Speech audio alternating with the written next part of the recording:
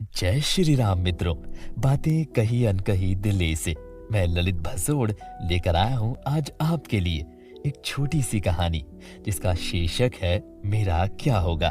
जी हाँ, आज की इस कहानी का शीर्षक है मेरा क्या होगा। वास्तव में ये कहानी एक सच्ची घटना है जिसे मैंने शब्दों में ढालने का प्रयास किया है। लाला जी का सभी से अपनेपन से मिलना, उनके चेहरे की मुस्कुराहट अनजाने लोगों को भी अपना बना लेती थी। पर उस दिन लाला जी बहुत परेशान नजर आ रहे थे। दो बेटों और एक बेटी के पिता लाला जी एक भरे पूरे परिवार के मुखिया थे। उन्हें लाला जी कब व कैसे कहा जाने लगा कोई भी नहीं जानता। घर परिवार, नाती पोते, यहाँ तक कि पड़ोसी भी उन्हें लाला जी कहकर ही बुलाते थे। लाला जी ने समय रहते ही अपने बेटों व बेटियों को ब्याह दिया था।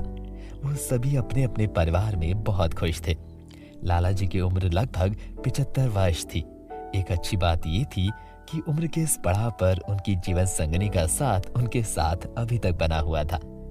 लाला जी और उनकी धर्मपत्नी आपस में छोटी छोटी बातों में लड़ पड़ते, पर परिवार का कोई भी सदस्य उनकी लड़ाई के बीच में नहीं बोलता था, क्योंकि वो दोनों आपस में लड़ते लड़ते कब एक मत हो जाएं पता नहीं था। इसी तरह की नोकझोंक के बीच जिंदगी आगे बढ़ रही थी। पर आज जब B10 वाले गुप्ता जी लाला जी से मिले तो वो बहुत उदास थे।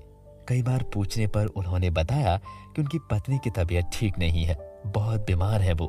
तो गुप्ता जी ने माहौल को कुछ हल्का करने की गरज से लाला जी से कहा, अरे वाह लाला जी, आप तो इस उम्र में भी भाभी जी को बहुत प्यार करते हो। बड़ी चिंता सता रही है भाभी जी की आपको। गुप्ता जी की बातें सुनकर लाला जी कुछ नाराज होते हुए बोले, तुम नहीं समझोगे, अगर इस उम्र में उसे कुछ हो गया तो मेरा क्या होगा।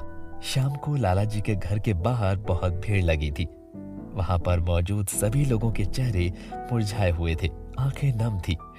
तो कुछ लोग अपनी आंखों में आए आंसुओं को एक दूसरे से छिपाने की कोशिश कर रहे थे।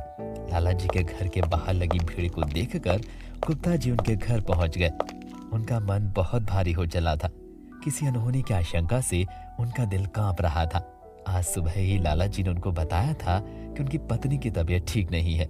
गुप्ता जी ने लाला जी के बेटे के कंधे पर हाथ रखा तो वो जोर जोर से रोने लगा और उसने कहा कि आज हमारे लाला जी हमें अनाथ करके चले गए, अब वो कभी वापस नहीं आएंगे। सुनकर गुप्ता जी वहीं जमीन पर बैठ गए। उनकी आंखों से कब आंसुओं की धारा बहने लगी उन्हें खुद ही नहीं पता चला। वहां मौजूद कॉलोनी वाले आपस में बातें कर रहे थे कि लाला जी अपनी पत्नी को बहुत प्यार करते थे।